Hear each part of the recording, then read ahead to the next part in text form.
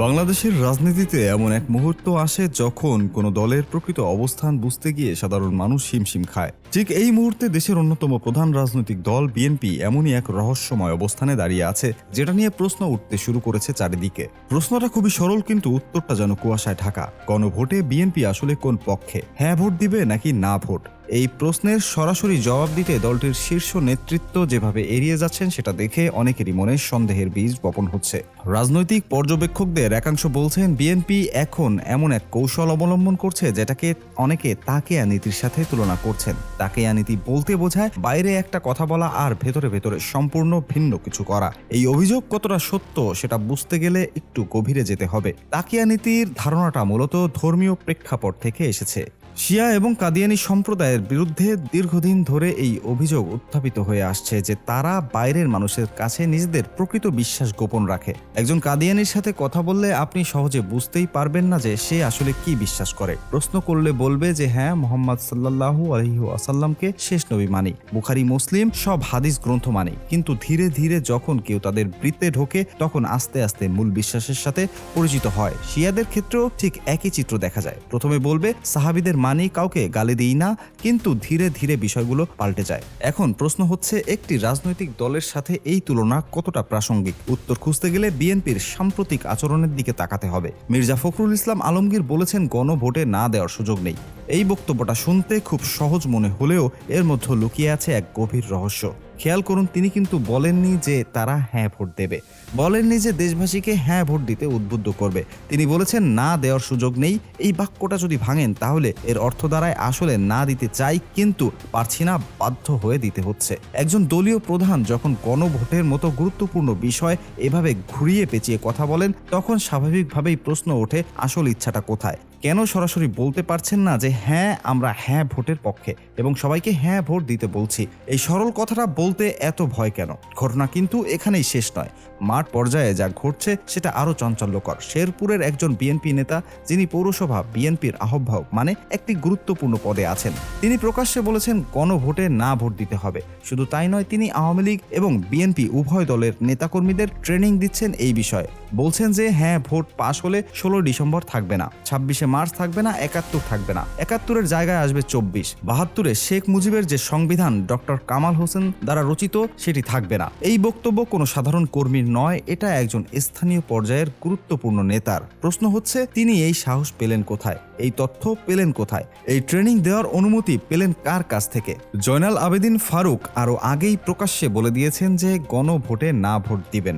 এখন একজন বিএনপি নেতা যখন এভাবে প্রকাশ্যে না ভোটের পক্ষে বক্তব্য দেন, তখন ধরে নেওয়া যায় এটা তার ব্যক্তিগত মত নয়, এটা দলীয় অবস্থানের প্রতিফলন। কিন্তু মজার বিষয় হচ্ছে, কেন্দ্র থেকে মির্জা ফখরুল বলছেন অন্য কথা আর মাঠের নেতারা বলছেন অন্য কথা। রাজনৈতিক বিশ্লেষকরা বলছেন এটা কোনো কাকতালীয় ঘটনা নয়, এর পেছনে সুপরিকল্পিত কৌশল কাজ করছে। কেন্দ্রীয় নেতৃত্ব জনসম্মুখে এমনভাবে কথা বলছেন যাতে সরাসরি না ভোটের পক্ষে দাঁড়ানোর দায় না নিতে হয়, কিন্তু গোপনে মাঠ পর্যায়ে নেতাদের নির্দেশনা দেওয়া হচ্ছে না ভোটের পক্ষে প্রচারণা চালাতে।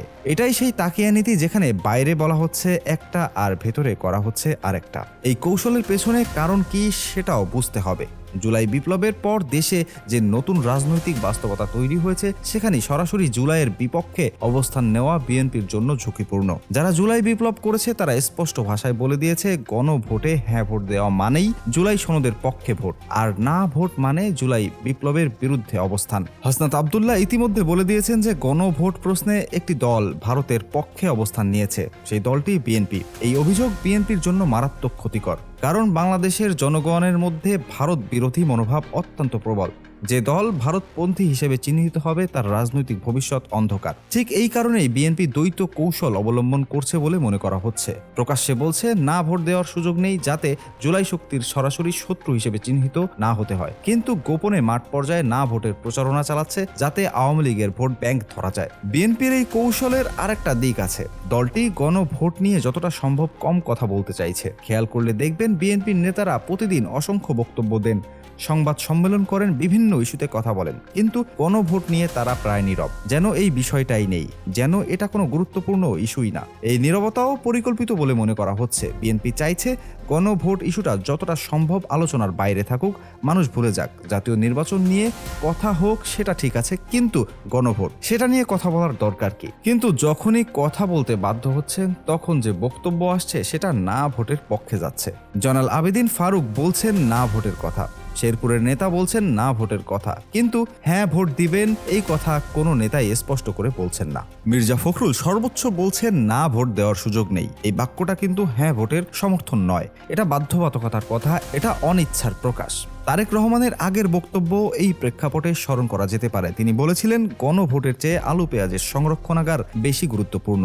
এই বক্তব্য থেকে স্পষ্ট যে বিএনপি শুরু থেকেই গণভোটের বিরোধী ছিলেন। তারা চায়নি এই গণভোট হোক, কিন্তু যখন হচ্ছেই তখন তারা এমন কৌশল নিচ্ছে যাতে জনসম্মুখে বিরোধী মনে না হয়, কিন্তু কাজে বিরোধিতা করাই যায়। এখন প্রশ্ন হচ্ছে বিএনপি কেন এই অবস্থান নিচ্ছে? এর পেছনে বেশ কিছু কারণ থাকতে পারে। প্রথমত, ৭২-এর সংবিধান রক্ষা করা। বিএনপির অনেক নেতা মনে করেন হ্যাঁ ভোট জিতলে মুক্তিযুদ্ধের চেতনা বলে যে জিনিসটা প্রতিষ্ঠিত হয়েছে সেটার আমূল পরিবর্তন হবে। ৭১-এর বদলে ২৪ প্রধান হয়ে যাবে। এই পরিবর্তন তারা মেনে নিতে পারছেন না। দ্বিতীয়ত, আওয়ামী লীগের ভোট ব্যাংক ধরার আশা। আওয়ামী লীগ এখন আর রাজনীতিতে নেই, তাদের বিপুল সংখ্যক সমর্থক সারা দেশে ছড়িয়ে আছে। বিএনপি ভাবছে এই সমর্থকদের একটা অংশ যদি বিএনপির দিকে আনা যায় তাহলে নির্বাচনে বড় সুবিধা হবে। আর সেজন্যই গণভোটে না ভোটের পক্ষে থাকলে এই সমর্থকদের আকৃষ্ট করা সহজ হবে। কিন্তু বিশ্লেষকরা বলছেন বিএনপির এই হিসাব ভুল হতে পারে। আওয়ামী লীগের সমর্থকরা কখনোই বিএনপিতে যাবে না। তারা হয় নিষ্ক্রিয় থাকবে, নয়তো অন্য কোনো বিকল্প পথ খুঁজবে। আর বিএনপির নিজের ভোট ব্যাংকও কিন্তু ক্ষয় হচ্ছে এই দ্বৈত নীতির কারণে।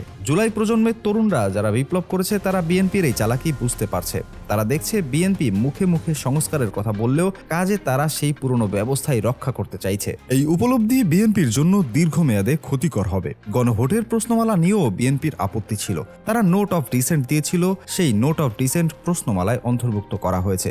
এই পুরো প্রক্রিয়াটাই বলে দিচ্ছে বিএনপি আসলে এই গণভোটের বিপক্ষে। তারা চায় না এই সংস্কার হোক, তারা চায় পুরনো ব্যবস্থা বহাল থাকুক। এখন কথা হচ্ছে, একটি দল যখন এভাবে দ্বৈত অবস্থান নেয় তখন জনগণের আস্থা কতটা থাকে? মানুষ যখন দেখে যে মুখে বলা হচ্ছে এক আর কাজে হচ্ছে আর এক, তখন সেই দলের বিশ্বাসযোগ্যতা কমে যায়। বিএনপির উচিত ছিল স্পষ্ট জায়গায় অবস্থান নেওয়া। হয় সরাসরি বলুন আমরা হ্যাঁ ভোটের পক্ষে এবং সেই অনুযায়ী প্রচারণা চালান, নয়তো সরাসরি বলুন আমরা না ভোটের পক্ষে এবং কেন সেটা ব্যাখ্যা করুন। কিন্তু এই যে মাঝামাঝি অবস্থান, এই যে ঘোলা পানিতে মাছ শিকারের চেষ্টা, এটা দীর্ঘমেয়াদে কাজে আসবে না। হ্যাঁ ভোট জিতবে এটা প্রায় নিশ্চিত বলে মনে করছেন বিশ্লেষকরা, কারণ জুলাই প্রজন্ম সংগঠিত এবং তাদের দাবি স্পষ্ট। তারা চায় আমূল সংস্কার, তারা চায় নতুন বাংলাদেশ। আর এই চাওয়ার বিপরীতে দাঁড়ানো কারো পক্ষেই সহজ হবে না। বিএনপি যদি মনে করে তাকিয়া নীতি অবলম্বন করে এই দুই নৌকায় পা রাখা যাবে, তাহলে তারা ভুল করছেন।